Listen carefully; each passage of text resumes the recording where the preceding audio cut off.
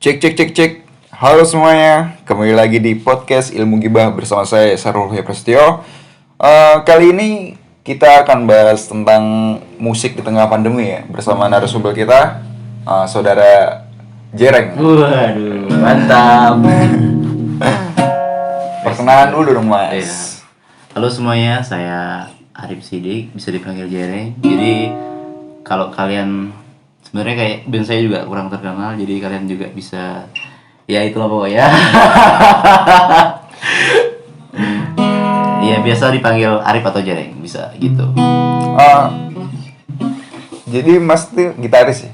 Ya, betul sekali, Mas. Gitaris. Kalau boleh tahu mas, gimana sih awal pertama kali mengenal musik? Jadi dulu tuh pertama kali denger musik itu waktu SD atau TK kalau nggak salah itu. Jadi waktu kelas 1 kelas 2 itu bapak ibu tuh sering denger dangdut kalau nggak campur sari. Jadi kayaknya waktu itu tertarik tertarik dengan musik sih waktu itu. Tapi belum belum pernah nyobain main musik. Oh iya, pertama kali main musik itu ini kira apa ya namanya itu? Yang dipukul tuh loh. Oh, Gamelan. nah itu teng Oh. teng tong itu apa ya, saron apa itu? Oh, iya. Pokoknya itu saron itu. Sarun itu. Jadi pertama kali main itu waktu bapakku itu dulu main di kayak campur sari gitulah Oh. dulu gitu. Dia ada di desaku, cuman dia bukan Wayang main gitu atau ya, campur sari? sekali gitu ikut terus. Nah terus aku sering main ke tempat pamanku. Dia tuh punya sanggar gitu, kayak punya sanggar kuda lumping, kuda kepang, Oh. jaranan atau apa itulah sejenisnya. Jadi aku sering main ke situ, terus dengerin musik, denger mereka latihan, baru tertarik aku untuk main musik, belajar main musik. Tuh, Waktu itu tuh dengerinnya lewat media platform apa ya mas? dengerin. Iya. Zamanku itu 2003, 2002, 2003 itu. SD. Karena SD itu 2004, 2005. Berarti sekitar waktu itu masih zaman radio. Radio, radio.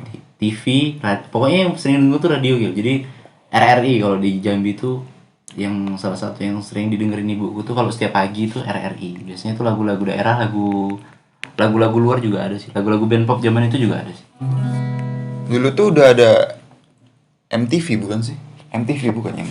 TV itu ya 2004, 2005. Tapi kan waktu itu TV tuh di sana tuh nggak semua orang bisa beli TV tuh loh. Oh iya. Jadi pertama media musik yang untuk didengerin itu radio. Terus kenapa sih mas ini milih gitar daripada musik instrumen lain? Jadi sebenarnya waktu itu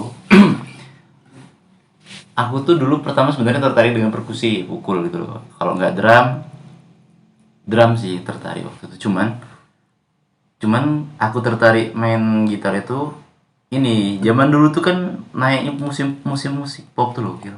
Nah, musik 2000 tuh dulu aku belajar gitar tuh 2008, 2009. Berarti 2007 itu 2008 tuh kan naik tuh musik pop Melayu tuh loh.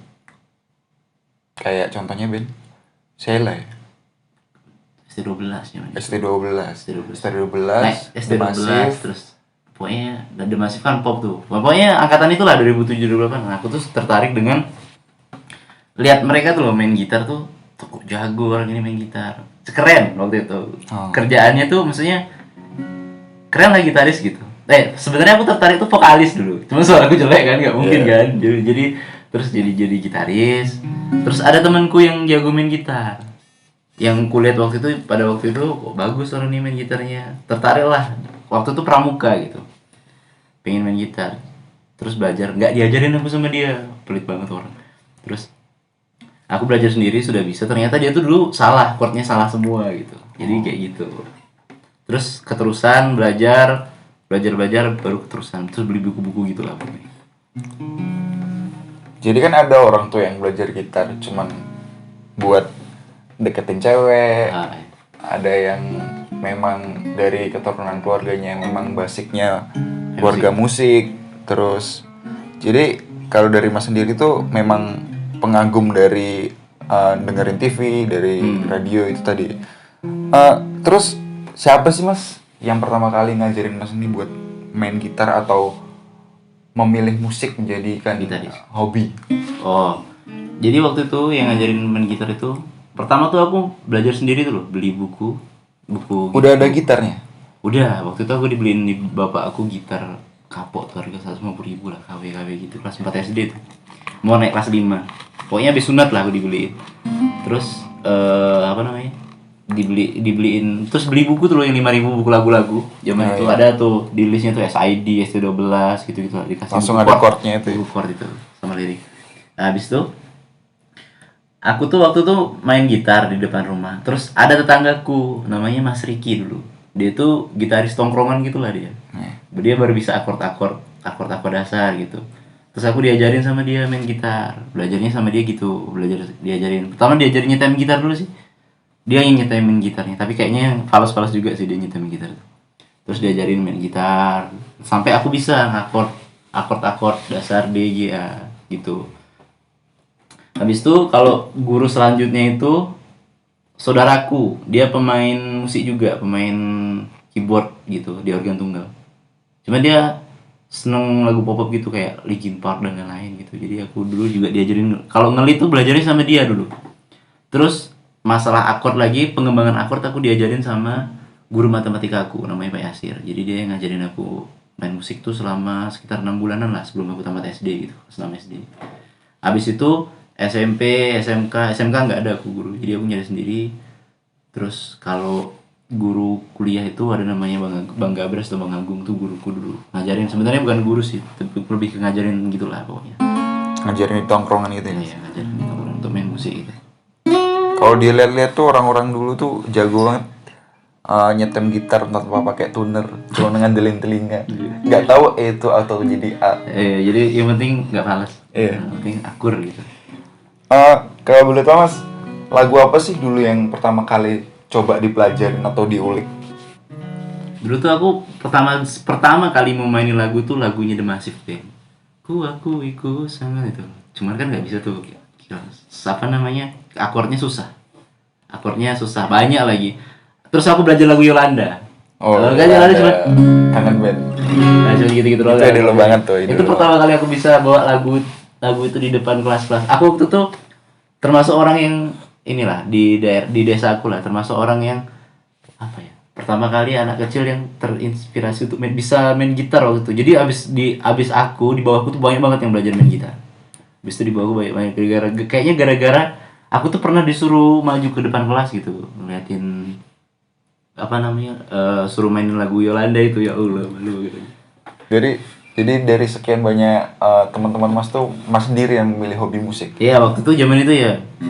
Jadi teman-teman Mas tuh ngapain? Zaman itu mereka olahraga, terus kayak olahraga, main bola, main futsal, main bola voli gitu-gitu. Jadi mereka nggak ada kepikiran pengen belajar main musik waktu itu. Kayaknya paling aneh memang zaman itu, aku di desa aku itu orang paling aneh lah, hobinya aneh gitu. Karena di desa aku tuh jarang orang pengen main musik, anak kecil apalagi. Zaman SD gitu. Di sana pun udah ada di tahun itu udah ada platform belum sih buat les atau ada studio musik? Kalau di desa aku sih nggak ada sih. Cuman kalau di kota kan, aku kan tinggal di desa banget tuh, di desa sekitar sejam dari kota kabupaten gitu. Kalau di kota kabupaten tuh ada namanya tuh les-lesan, kayaknya ada les-lesan gitu, terus kayak studio musik. Aku tuh pertama kali juga masuk studio musik itu SMK malah, kelas 1 SMK pertama kali pegang gitar dan lain-lain gitu. Kalau studio dan les nggak ada. Adanya guruku yang guru matematika itu yang ngajarin. Itu pun chord dasar. Dia juga jago gitar juga, jago main gitar juga lah dia. Untuk lagu biasanya dia tuh sering ngiringin di acara Agustusan gitu-gitu. Oh. Kalau PKK, ibu-ibu PKK nyanyi gitu-gitu. Jadi udah ada panggung dari dulu ya Mas? Iya. Untuk pengalaman pertama kali manggung nih gimana nih? Jadi pertama kali manggung Kan nggak mesti belajar terus kan, pasti manggung. pengen manggung juga kan, pengen dilihat. Pertama kali manggung itu aku SMP. SMP itu aku 3 kali manggung. Yang panggung pertama itu karena ada waktu itu peresmian SMP ku kan swasta, terus jadi di negeri, terus datanglah camat atau bupati gitu, terus bawa lagu ini biar menghibur, itu lagu ini loh, aku pancen orang begitu. Tahu lagu itu. Mereka tuh seneng gitu lagu itu. Jadi di situ aku ditutup dengan bagus. Jadi di situ aku berdua tuh, ada gitaris namanya Jeffrey. Jadi kita berdua, satunya vokalis gitu namanya Ferry. Jadi kita bertiga nyanyi. Terus selanjutnya itu di acara selanjutnya tuh di acara kayak ada acara dari kecamatan juga gitu, ada acara gitu. Cuman di desaku juga, tapi yang datang itu cuman camat. Jadi aku bawa lagu itu lagi sekali lagi dan itu garing. Nggak ada, orang udah malas gitu denger lagu. Terus yang ketiganya manggung. Itu perpisahan pelepasan kelas 12-nya. Kelas 9, aku kan kelas 8 waktu itu. Aku bawa lagu Wali kalau nggak salah itu. Itu formatnya udah band atau akustik? Formatnya tuh grup lah, grup tapi ya grup sih, ngeband juga sih, cuman bertiga jadi waktu itu. Jadi Akustik. gitu. Oh, akustik. Gitaris akustik pakai bass nggak? Enggak. Cuman gitar 2 doang. Oh, gitar dua-dua. Terus udah dari sekian banyak kali manggung itu kan 3 kali manggung lah ya. 3 kali manggung itu kan pasti pengen tuh bentuk grup band. Iya. Nama band awal yang dibuat itu apa sih mas? Dan bergenre apa? Pertama kali aku punya band tuh malah SD dulu. SD tuh kelas 6 SD. Oh, malah SD? SD dulu kita berlima tuh kita seneng banget ngeband lu. Sampai jadi di depan kelas itu sampai megang sapu tuh loh. Sapu tuh jadiin gitar gitu. Berinspirasi. Wah, Allah. Terus meja dipukul-pukul tuh sampai sering kena marah guru. Itu dulu kita janjian nih hari Minggu. Karena di desa gue itu kan masih pusat pakai PLTD. Jadi hidupnya lampu itu jam 7 sampai jam 12 siang. Kalau hari Minggu. Maksudnya setelah pokoknya dari biasanya kan hidupnya jam 5 sampai jam 6 sore, 6 pagi gitu, semalam gitu. Nah, kalau hari Minggu spesial sampai jam 12. Hari itu kita nungguin untuk nyala sampai jam 12. Untuk di tempatnya rumahnya pamanku, di situ kita janjiannya. Di tempatnya pamanku kan punya alat musik itu, punya drum, punya bass, punya gitar. Jadi kita pertama kali ngeband di situ. Nama bandnya waktu itu The Tritic Band. Anjir. Sangat menggabung. Itu pertama kali dulu namanya The Tritic Band. Aku tuh jadi gitaris ya. Langsung jadi gitaris. Ya waktu itu aku udah bisa lagu akord D soalnya. Akord D, G dibandingkan yang lain-lain. Yang lain masih manut-manut aja soalnya. Itu udah lengkap semua mas. Itu kan biasanya kan kalau band kan ada bassis, ada keyboardis, terus ada drum. Drummernya ada, bassisnya ada, gitarisnya ada. Waktu itu kalau nggak ada tuh ada semua kok, vokalisnya ada vokalisnya ada juga.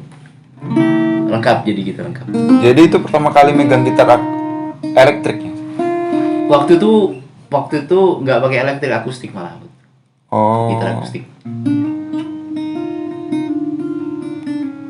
Itu bergenre apa mas? Itu waktu itu belum sempet ngeband gitu malah itu. Jadi belum sempet genjreng gitar tuh, kita udah males duluan balik abis itu. Karena kayaknya nggak mungkin deh bakal bisa ngeband waktu itu. Berapa lama itu mas bertahan? Sehari doang gitu. Jadi itu kita punya acara seminggu kan, punya rencana pembentukannya itu seminggu sebelum latihan. Pas hari itu latihan besoknya nggak mulai, kayaknya nggak bisa main musik lah. Jadi belum tahu ya itu genre apa atau mau cover lagu apa. Belum tahu mau bawain lagu apa waktu itu. Kalau band yang udah jelas nih, itu kapan? Aku tuh ngeband sebenarnya festival SMK tuh, SMK tuh ikut festival band gitu di daerah di Jambi gitu. Terus pertama kali ngeband serius itu nama bandnya tuh Senvico pokoknya waktu itu. Itu band-band yang main acara-acara pemerintah gitulah. Jadi nanti kita dibayar gitu. FLS 2N festival gitu. Kalau itu udah mulai serius tuh.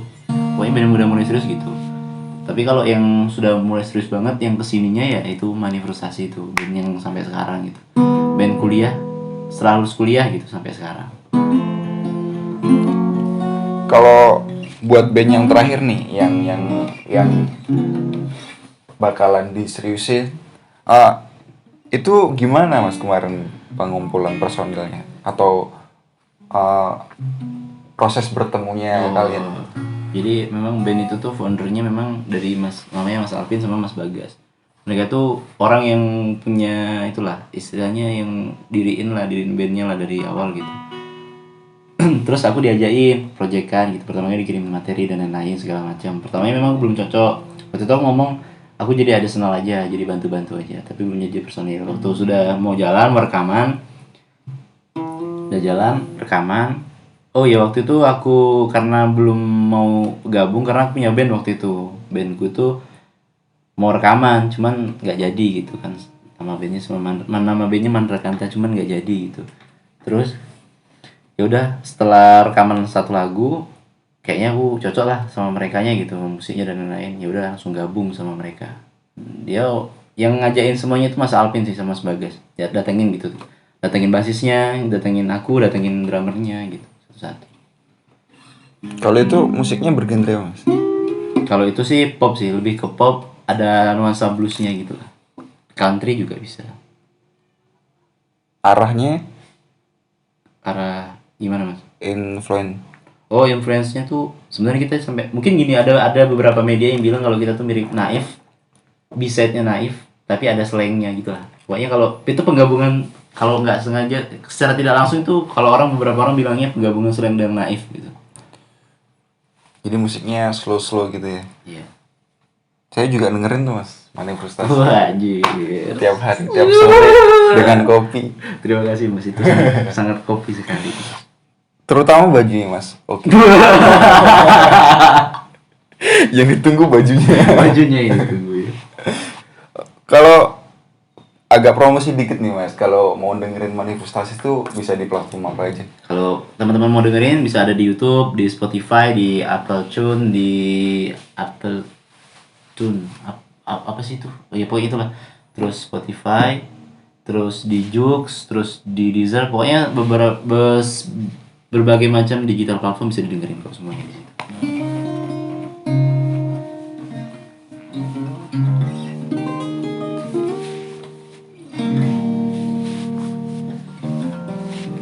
Terus saat ini tuh sampean suka atau menyukai gitar apa Mas?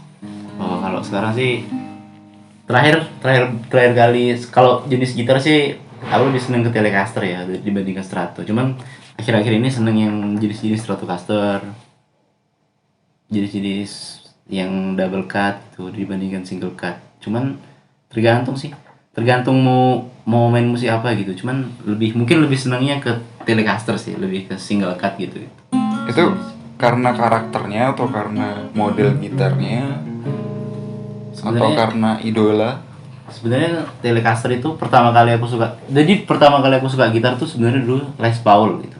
Epiphone Les Paul atau Gibson Les Paul gitu. Itu seneng karena single cut gitu. Aku seneng gitar yang single cut. Les Paul tuh senengnya gara-gara Slash dulu. Jadi aku seneng tuh Les Paul. Cuman makin kesini aku ketemu gitar namanya Telecaster. Telecaster tuh dari Fender. Aku Telecaster tuh gara-gara pertama kali dengerin musik-musik country, blues yang pakai Telecaster kan ada tuh. Gitu. Terus waktu aku ngulik-ngulik lagu-lagu, bukan ngulik sih, nyari-nyari gitar kayak itu mirip. Nah, terus ada musisi Indonesia, orang Jogja, Mas Eros, dia pakai Telecaster.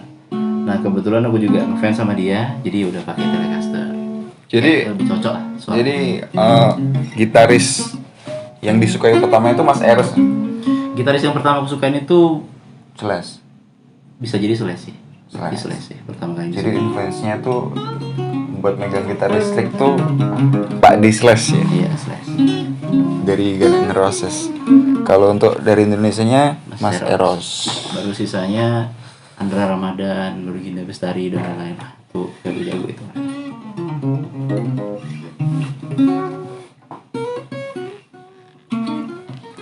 Terus apa sih yang bisa Mas ambil dari sosok-sosok beliau itu?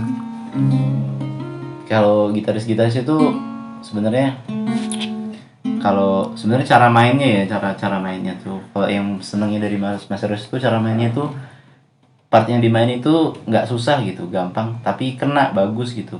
Mungkin dia Sederhana ya? Iya, sederhana tapi bagus gitu, cocok lah, nggak ribet, nggak banyak neko-neko aneh-aneh, tapi enak aja gitu, simple mainnya kayak dari hati gitu. Nah kalau Mas Andra itu memang gitarisnya skillful, jago banget mainnya itu memang.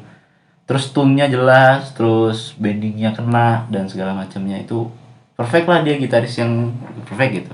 Nah kalau Ginda Bestari itu di ini ya, dia kan gitaris blues, jadi memang bluesnya tuh kerasa banget kentalnya, dia kerasa enak gitu mainnya, kayak nadanya tuh saklek gitu, nggak lari kemana-mana gitu nadanya kalau dimainin gitu. Kalau dari Mas sendiri tuh sebenarnya Mas tuh ngerasa Mas tuh sebagai gitaris apa? Blues kah, rock, pop? Mungkin kalau aku sendiri sih mungkin senengnya waktu itu belajarnya pertama main pentatonik, terus seneng dengerin blues waktu itu ya, blues.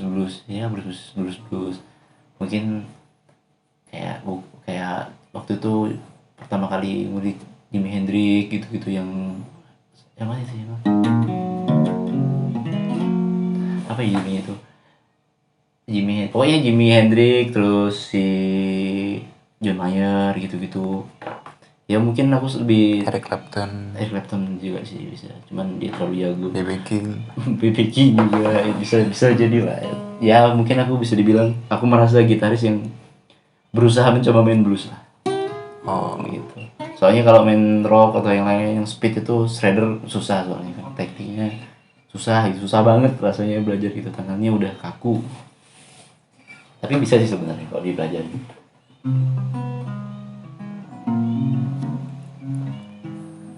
Banyak lagi nih Mas ke band yang sekarang lagi diseriusin nih.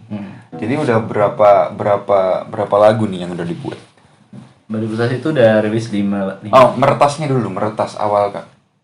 Awal meretas. Masih ingat? Tahun Oh, pertama kali rilis lagu itu 2019 bulan 4, bulan 8 itu. Itu lagu Teman Karib. Yang keduanya bulan 10 itu Tiara, terus bulan Februari kemarin Denganmu. Terus bulan Agustus kemarin itu kalau nggak bulan 9 lupa gitu. Itu judul lagunya Angka Merahmu. Jadi sejauh ini 4 lagu lah. Jadi dari sekian banyak lagu itu, lagu favorit Mas sendiri tuh apa? Mungkin lagu yang menurutku bagus gitu. Lebih ke teknis sih, lebih ke teknisnya tuh mungkin lagu Denganmu itu bagus gitu. Mainnya tuh oh, fun fact-nya itu lagu gitu kita rekamannya cuma 5 jam gitu. Maksudnya dalam keadaan Oh, 5 jam. cuma 5 jam lagu itu langsung bisa selesai, langsung habis selesai gitu 5 jam. Padahal lagu-lagu lain itu bisa 2 hari 3 hari gitu, kalau itu cuma 5 jam tembus gitu. Jadi itu lagu yang sejauh ini masih magisnya kuat gitu dibandingkan lagu-lagu yang lain.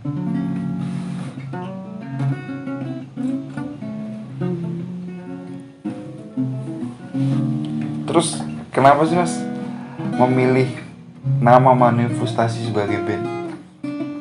Kalau sebenarnya gini, kalau kalau kata Mas nggak tahu sih, Mas Alpin itu memang orangnya agak aneh juga sih. Cuman sejauh yang kita sepakati itu manifestasi itu adalah kumpulan dari orang-orang yang eh capek dengan nyari duit gitu. Jadi kita melampiaskannya dengan main musik bareng-bareng gitu aja. Jadi ngeluarin karya itu sebagai apa ya, ngeluarin kotorannya kita lah, ngeluarin itulah ego lain dari kita gitu, selain nyari duit dan lain-lain lah gitu. Pokoknya intinya begitu. Manifestasi ini kan mengangkat lagu dengan tema teman-teman ya. Kalau saya dengarin itu mengangkat lagu dengan tema teman-teman. Itu inspirasi dari lagu-lagunya itu dari mana sih Mas? Sebenarnya manifestasi itu lagu-lagu yang tongkrongan banget sih sebenarnya intinya. Jadi lagu-lagu yang ngomongin tentang teman, ngomongin tentang pergaulan ya. Gimana lagu itu lebih tepatnya menceritakan orang-orang anak muda yang umurnya 18 sampai mungkin 25 lah sebelum mereka menikah. Jadi manifestasi itu lagu-lagunya tentang teman, tentang cinta juga ada, tentang percintaan, mungkin tentang isu-isu yang terjadi di politik juga ada. Cuman kita nggak lebih ke situ, mungkin lebih ke teman sih, kita lebih terus sarkasme, satir dan lain ke teman sih, lebih ke kayak tongkrongan banget lagunya gitu. Membahas lebih dalam lagi nih Mas. Gimana sih Mas tanggapan Mas tentang musik di tengah-tengah pandemi? Sebenarnya musik itu di tengah gini, kalau menurutku sih band yang sudah gini, perbandingannya band yang sudah gede gitu, sudah manggung dengan dibayar sesuai lah dengan karyanya dan lain-lain lah, itu mereka juga susah gitu kalau band-band yang gede gitu. Mereka juga nggak ada panggung offernya, nggak ada manggung live segala macam lah pokoknya. Jadi itu juga ganggu untuk produksinya mereka kan, jadi mereka nggak dapat duit dan lain-lain. Apalagi band yang kayak kita gini, band-band yang masih mulai merintis gitu, baru setahun 2 tahun, baru beberapa lagu gitu. Dan maksudnya kita kalau band gede itu sudah nyari duit gitu istilahnya, sudah bisa menghidupi untuk nyari duit gitu. Dan kalau band kita ini baru memulai gitu, jadi pandemi ini menghalangin banget. Yang harusnya band ini setahun ini progresnya cepat, bisa dapat pendengar banyak, orang makin banyak tahu, jadi kita nggak ada stuck, jadinya kita stuck ya. Salah satunya cuma lewat media digital aja, lewat iklan-iklan Instagram, iklan YouTube, biasanya cuma kita promoinnya gitu. Jadi lebih tepatnya kita kehilangan wadah untuk nge-gig sih, untuk melebarkan pendengar kita gitu, lebih banyak pendengarnya kita daripada sebelum-sebelumnya. Itu berpengaruh banget sih di pandemi ini. Cuman ya bagusnya orang-orang lebih konsumtif untuk dengerin lagu-lagu di platform digital gitu. Jadi media digitalnya kita lumayan naik gitu. Ya ada plus minusnya lah. Kalau biasanya banyak orang dengerin kena secara langsung, sekarang orang media digitalnya, karena orang banyak di rumah kan, jadi mereka dengerinnya lewat YouTube, Spotify dan lain-lain. Jadi digitalnya lumayan untuk bantu kita lah gitu. Ada plus minusnya tetap. Padahal kan seharusnya tuh setahu saya ya, kalau jadi musisi itu kan panggung itu kan tujuan utama dari pentas, itu kan tujuan utama daripada mereka. Dan yang paling banyak duitnya tuh setahu saya dari panggung. Iya, manggungnya itu betul. Untuk manifestasi sendiri itu udah manggung di mana aja sih? Kalau manifestasi itu sebenarnya kita tuh semenjak pertama kali kita dibuat sampai sekarang itu mungkin kita tuh baru manggung 3 atau 4 5 kali lah manggungnya kita. Kita belum banyak manggungnya. Karena yang sebenarnya targetnya sebenarnya tahun ini kita harus banyak manggung gitu. Masukin ke event dan segala macam. Cuman kan jadi begini, jadi ya sebenarnya band kita band baru gitu, setahun jalan, setahunnya pandemi. Jadi cuman kita punya kesempatan kemarin tuh nggak sampai setahun kemarin untuk promoin manggung di mana-mana gitu. Jadi ya mungkin sekitar 3, 4, 5 kali lah manggungnya bandnya gitu. Cuman kita memang kenceng di rilis terus gitu aja sih, yang bisa kita usahain cuman itu. Apa sih target Mas jadi gitaris manifestasi? Sebenarnya kalau mau jadi main musik dan sebagai jadi gitaris mungkin goalsnya itu ya sebenarnya bisa rilis lagu terus lah gitu, jadi bisa ngeluarin karya itu. Berkarya terus lah gitu. Salah satu legasinya sebagai musisi ya berkarya, coba untuk berkarya. Maksudnya ketika berkarya itu kayak ada sesuatu yang lepas gitu, lega gitu, seneng kita ngelakuinnya gitu, walaupun puas. Iya, walaupun di balik konsepnya segala macamnya itu ada berantemnya segala macam, cuman begitu keluar lagu itu kayak memang bangga gitu kita dengan ini lagu kita sendiri gitu. Dan apalagi kalau didengerin orang gitu, kerasa banget itu kita gimana ya? Mungkin lebih tepatnya tuh itulah rasanya ketika karya kita diapresiasi gitu. Lebih seneng aja gitu, kayak kayak merasa jadi orang berguna gitu. Jadi tips juga dari Masnya nih untuk musisi-musisi yang lagi kena pandemi nih, Ya, baiknya tuh gimana sih? yang pertama tuh kalian harus jual alat musik untuk save life, untuk menyelamatkan hidup, untuk biar bisa makan dan lain-lain. Ya kalau nggak harus jual musik, alat musik nggak apa sih. Terus coba bikin usaha makanan apa segala macam lah. Oh, denger nih sampean nih mulai merintis ya. Iya, betul sekali, Mas. Jualan pisang. Iya, betul sekali, Mas. Pisang jang kalau nggak Iya, salah. itu hasil dari menjual alat musik. Jadi kita jadikan pisang untuk berjualan, ya gitulah. Jadi tipsnya mungkin itu aja sih yang sejauh ini. Terus cari ya, jadi biasanya sih banyak orang jadi kerja kantoran, coba masukin lowongan kerja dan segala macam selama pandemi. Kalau mau beli pisang jang di mana, Mas? Bisa kalian temui di jalan mana ya? Itu jalan. Pokoknya di sebelah. Pokoknya di daerah Condong Catur, nanti bisa follow itu aja. Instagramnya @pisangjang. Nanti kalian bisa tahu di mana lokasinya. Bisa delete kok mas? Bisa, tentunya dong. Ada varian rasa apa saja? Itu ada rasa green tea, coklat keju dan sebenarnya banyak lagi sih ada rasa. Nanti boleh dilihat di Instagramnya Pisangjang. Oh, buat yang mau ngepoin Pisangjang langsung aja dong. Iya, bantu kami para musisi. Iya. Biar kami bisa berkaya lagi. Kalau sudah sukses dengan pisangnya, pasti balik lagi ke musik. Dong. Iya, tentunya dong. Untuk progres kali ini manifestasi gimana mas? Masih berjalan kah atau lagi bikin lagu kah atau gimana? Kalau buat lagu tuh pasti sih kita ngumpulin banyak materi. Kebetulan yang buat lagu itu di manifestasi itu Mas Alvin sama Mas Bagas. Ya mereka lebih dominan tuh ngurusin itu kan. Cuman kalau untuk yang lagi kita kerjain, kita mau nyoba live session gitu. Dia masih banyak hal yang sehari lah di preparein gitu untuk live session, untuk menunjang live sessionnya yang mau kita rilis gitu. Jadi sementara itu dulu sih, paling kedepannya mau rilis lagu lagi gitu ya, sejauh ini masih gitu sih. Berarti yang dikejar live sesinya dulu ya? Iya betul. Sampai lupa nih. Jadi manifestasi itu berapa personel mas?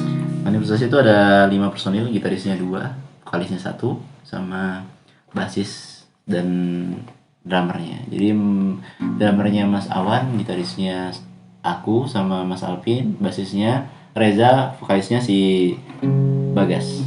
Ya buat yang belum tahu itu manifestasi itu band pop blues ya dari Jogja. Mereka berkumpulnya di Jogja dengan musik-musik yang bertemakan teman, cinta, tongkrongan, senja dan kopi. Bisa dong kami dengerin dikit lah intro dari lagu manifestasi. Ya, ini intro aja ya. Lagu apa nih? Denganmu aja. Oke.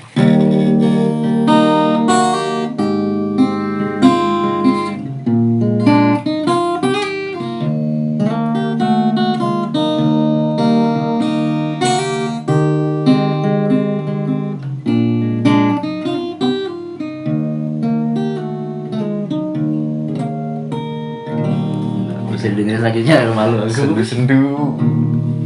Gitu, ini agak parah gitu. Jadi denganmu tuh lagu cinta ya? Ya, lagu Denganmu tuh lagu cinta, bisa dibilang cinta sih, lebih ke cinta-cintanya zaman sekarang. Untuk mengakhiri podcast ini, ada tips atau amanah dari Bung Marif Sidik Untuk jadi apa mas? untuk apa? Untuk semua musisi. Jadi mungkin lebih tepatnya ya kalau untuk musisi-musisi yang maksudnya yang kayak kita gitu baru ngerintis yang sama kayak aku dan lain-lain ya, nyobain aja kita buat konten Tetap semangat ya, tetap semangat, konten bandnya dibuatin live session sendiri, akustik atau dan lain segala macam. Ya pokoknya jangan sampai kita nggak ngebuat sesuatu lah gara-gara pandemi ini, itu aja sih mas. Tetap berkarya dan menguatkan hobi lah. Iya, pokoknya terus karyanya diterusin yang penting. Oke mas, sekian dulu ya. Semoga kita dapat berjumpa di lain waktu. Untuk waktunya, makasih banyak nih mas. Terima kasih mas. Udah direpotin nih. Wah. Datang jauh-jauh. Aduh, oke. Ya, selamat malam semuanya. Dah.